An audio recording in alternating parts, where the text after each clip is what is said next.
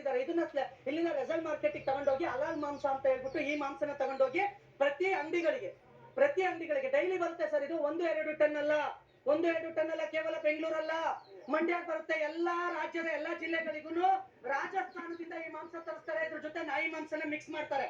ನಾಯಿ ಮಾಂಸನ ಮಿಕ್ಸ್ ಮಾಡ್ತಿರ್ತಾರೆ.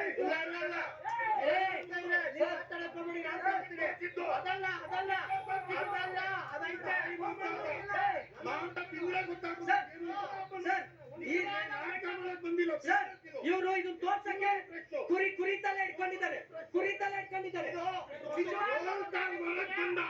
ಸರ್ ಪೈಸಾ ಕೊಡಲ್ಲ ಅಂತ ಹೇಳಿದೆ, ಅದಕ್ಕೆ ಚಪ್ಪರ್ ಕೆಲಸ ಮಾಡ್ತಾರೆ. ಈ ನನ್ನ ಮಗ